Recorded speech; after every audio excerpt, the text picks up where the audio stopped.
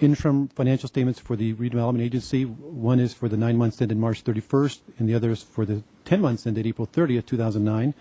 And we also have the interim financial statements for the city for the 10 months ended April 30, 2009.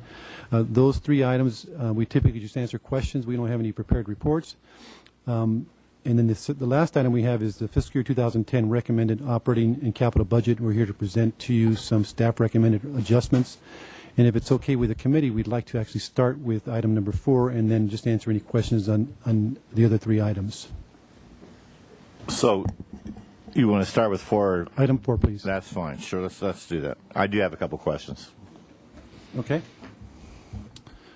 So we are handing out what is going to be on the overhead and what's actually concluded in your packet. These are the list of staff recommended adjustments, and I'm going to wait for Jill to put it on the screen. And just real quick background, we file the recommended budget in April each year. And between April and the time we actually adopt the budget, which was late June, we typically have things that come up, new information, technical adjustments that we bring to this Finance Committee and Council, and we have a few today to present to you. Most of them, or at least a portion of them, are really technical in nature, don't require a lot of explanation, but I'll go through each one of them anyway. The first is, you can see it's an adjustment to the police department and non-departmental department. You may recall that as part of the recommended budget for next year in the police department, they have budgeted a grant that they are expecting. In fact, I just heard we got the money. It's a grant from the federal government tied to the stimulus package. It's called the Ed Burns Justice Assistance Grant. It's a grant totaling about $750,000 or $770,000. It's going to be shared among our agencies here on the South Coast, and the city is going to be administering that contract. A portion of that grant is actually allocable to recovering the costs associated with administrating it, and it equals $77,000. We had put that $77,000 revenue into the non-departmental department. It actually belongs in the police department. That's where the costs will be incurred, and that's where the grant's going to be administered from. So we're just making an adjustment to move it from non-departmental into the police department. Bob?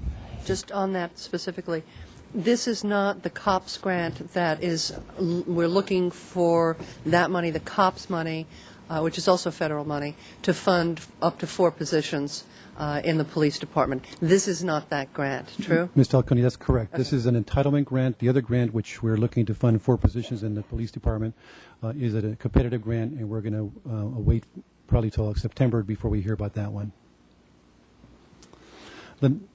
Okay, the next item is in the Public Works Department Downtown Parking Fund.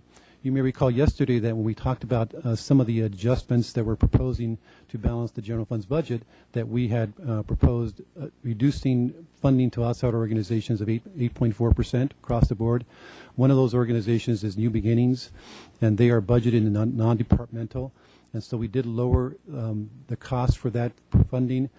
The way it actually works is we actually transfer those funds out of the general fund non-departmental budget into the downtown parking fund, where they receive it and then they incur the actual cost. They spend the money and pay it to New Beginnings. It's just the way we fund that. We reduced the transfers of the payment to the downtown parking fund appropriately, but we didn't adjust their budget accordingly. We didn't reduce their transfers in or their budgeted cost that's going to be paid to New Beginnings. So this is just to correct that in their budget to correspond with the reduction in the general fund. Questions on that one? Pretty straightforward. The next one is solid waste fund, and we talked about this probably more than we probably needed to yesterday, but you may recall that we recently got notice of the final recycling revenues that we're going to get from the county, our share from the mixed recyclables that are processed by the county and sent to Gold Coast. We had budgeted initially in the recommended budget $1 million. That was based on preliminary information. We now know that the number is going to be $871,000 and some change. So we are making that adjustment to reduce recycling revenues by $128,351. As part of that, we also we talked about the fact that the county is going to be adding to the tipping fees a one-time surcharge of $4. They initially decided or thought it was going to be $6, and we budgeted that cost accordingly. But since it's been lowered, to $4 a ton, we have decided, of course, we're going to want to adjust our budget, the amount that we're going to reimburse the haulers accordingly. So it's at $62,000 is the change. It goes from about $350 to $288, and that was the number you saw yesterday, $288,000. In fact, on one of my slides, I had an asterisk that indicated the change that we were going to be making. And then the other change is just to rebalance the budget, and this it's to reduce the appropriated reserve. We're going to lower $128,000 in revenues. We're going to lower the cost, and we're going to just balance it through the appropriated reserve, so the fund is still balanced. I do have a question on that one, Bob. Seems like a little bit of an odd time to make that adjustment. Why would you do it now instead of a few months later? I mean, are you confident this is all you need to do, or why now? Yeah, again, based in April when we put together the budget, we had two pieces of information: what the recycling revenues were going to be, and what the surcharge was going to be. We now know what those final numbers are, so it's appropriate for us to do it now to incorporate into the adopted budget of the numbers we really expect to pay or receive in revenue.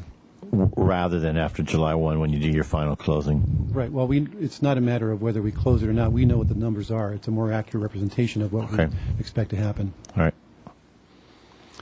And then this is not in your packet, but we have a new addition.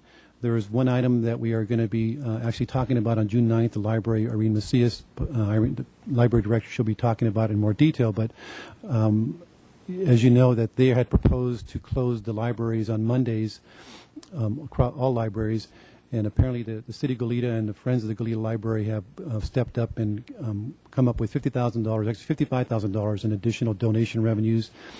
And what they wanted to do was have the library open for 8 hours on those Mondays. They kind of decided to go with 6 hours instead, and the cost of that is roughly $105,000. So the county or the Irene Macias decided that they can use reserves to make up the difference between the $55,000 that they're going to be receiving in additional donations to cover the additional cost of $105,000 to keep the library open at Goleta only for the 6 hours on Mondays. And again, so what? Where's the other 50,000 coming from? Yeah, again, the one line that's not showing there is the difference between the $55,000 in revenues and the increase in cost of $105. That's $50,000 different. Right. That's coming from reserves, the county library reserves. Okay. County library. County reserves. library reserves. That's correct. It's a separate from the general fund. The county library has its own reserves And does that the have been county accumulated. need to, or the city of Goleta need to say okay to that since it's county reserves, even though it's in our budget? The city of Goleta has approved the donation, and it's going to be funneled through the Friends of the Library. But they have authorized this, and it was per, I guess, a meeting that Irene attended that this occurred. The county itself doesn't need to authorize this. These are our It's reserves within the county just library making fund. sure. So, And again, the issue that came up this morning about the library and the amount to keep one day open had to do with staffing for the other 6 days, and that's why that amount was so high. It was $192,000, and that's for two branches, right? The main library and the Franklin. So this is about half that for one library, Right. and it's because of the same issue of the staffing issue for the other 6 days? exactly. Okay. Do you want a motion on that? Sure. Is there such a motion? I'll move recommendation adjustments as presented. Is there a second? Yeah, second. All in favor, say aye. Aye. Motion Can I carries. ask one last question Please on do. the library thing? Because it's kind of a complicated system that I think is probably antiquated, needs to be blown up and readjusted. But that having been said, the Friends of the Goleta Library came up with $55,000. The county library fund, which is essentially a JPA of sorts, that's not our money. We may administer it, but it's not our money. Is that correct? Yeah, I'm not sure of the legal nature of it, but as you know, the city does manage or operate those libraries. There are three. It's not only the central library, but other libraries, Montecito, Carp, and then Goleta.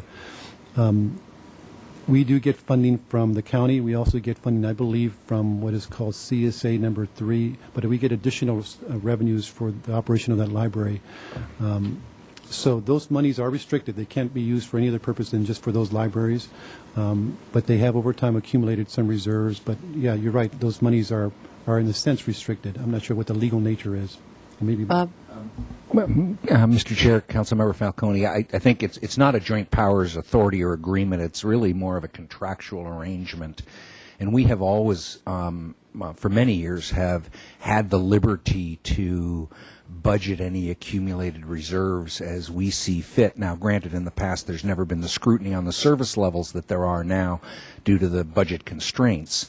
But for a long time, we've carried a reserve in that fund, and we've used that reserve at the library's budgeted discretion. I mean, it's obviously pursuant to an approved budget that this city council, the Santa Barbara City Council, approves.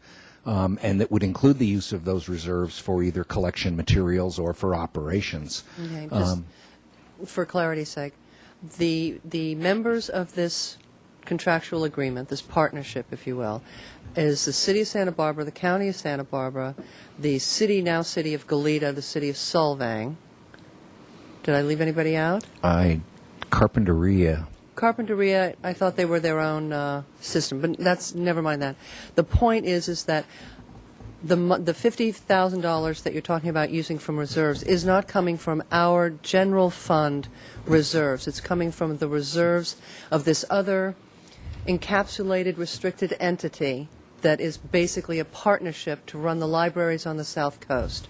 Is that a fair encapsulation? That is. I mean, we actually account for it as a separate fund.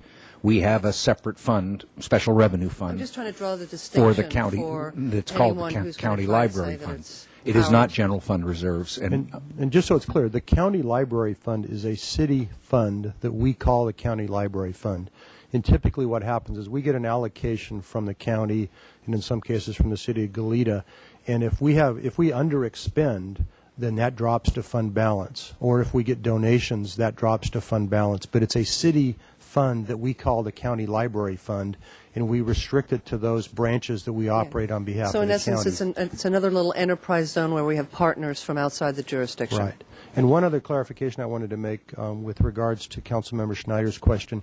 One of the reasons that amount is less for the Goleta branches, they're not going to be open all day. As I recall, it's 4 or 5 hours on Mondays rather than the full day. So that's another reason why if you tried to do a proportionate analysis, it's not as great as the cost that Irene went over with you today. All right. Next item. So we are here to answer questions on the interim financial statements.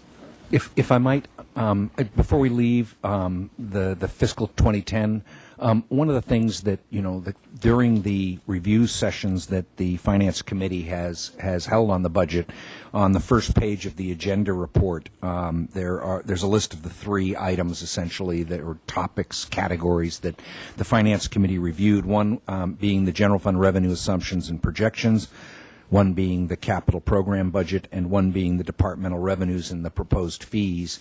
And if the committee was so inclined, staff would like to request that the committee consider a recommendation to the full council, particularly on the last of those, which is the departmental revenues and the fee adjustments.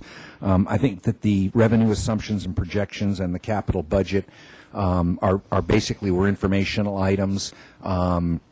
The capital program budget had gone to the full council separately, so I don't think that one is particularly necessary. But if the committee was so inclined, and there's certainly not a requirement to do so, but a recommendation to the full council on the departmental proposed fees would be something that staff would ask the committee to consider.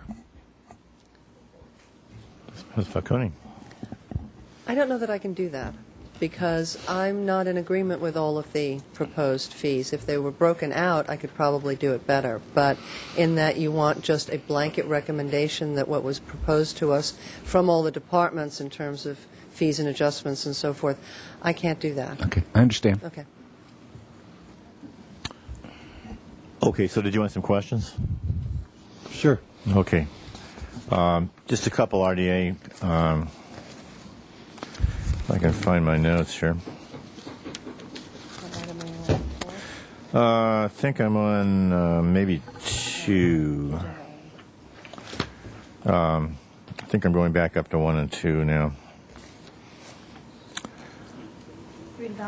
Yeah, redevelopment first. We should do the 10-month first, item 17. Let's see, the 10-month is, that's for the full city. I think I had one question there, too. Let me get back to my notes.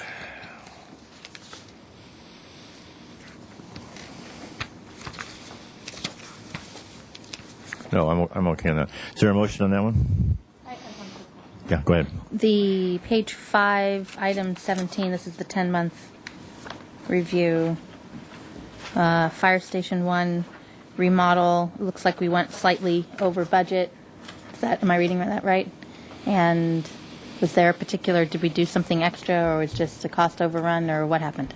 Councilmember Schneider, with the Fire Station number 1 account, I believe there are 2, if not 3 accounts. So there's one, and the funding is spread out over a few different funds. And so in some of these you will see an overage, and in others you won't. So it's just a matter of making sure those invoices are directed accordingly. So we're still within the full Yeah. budget projection? Yes, it is. And Okay. as you recall, we were just back the other week with EOC costs, and so that'll be put into the fund as well. So we are within the project costs. And just while we're on the topic, what's the estimated date of completion, you think, with the station? Of the fire station and the EOC, we're looking at, I believe, late August or early September. Great, okay. With that, I'll move those items 1 and 2 for the RDA financials to council. Is there a second? Yeah. All in favor? Aye. Aye. Motion carries. Okay. The last item on the agenda is the city interims for the 10 months ended April 30th. And that is item number 4 on the council agenda, consent agenda. And again, we'd be glad to answer any questions on that. We were recently to you with the third quarter review for March. And so the one thing I think that you would notice in the April statements is that we got our property tax money in April, our second big chunk of property tax revenue. We have one question here. Thank you. On page 2, the self-insurance trust fund looks like it's over budget after 10 months. Councilmember Schneider, comment you're on that? referring to the revenues, is that correct? Sorry. Oh, right. Right. Oh, never mind. Then I'm flipping it around. So we're doing better than we thought. Yeah, and there's Okay, there's that's actually even better. Well, let me explain it since you Yes. brought it up. We actually What is had, that? we actually had some reimbursements that we received on some litigation settlements. That's right. And also there was a reimbursement of the portion of the Excel premium that we paid. So those 2 items right there account for all of that. And is that overage. excess being carried over into reserves in this fund into next year? Is that how that's working? I kind That's of remember correct. some conversation. That's on the correct. budget. This is a separate fund. Right. And so any net that we have at the end of the year drops to fund balance. Right. So in that this particular fund. yes. And that's the idea. Okay. That was my question. Thank you. Okay. Any further questions? Any I'll further? move the item. Is there a second? All those in favor say aye. Aye. Item carries. That was easy.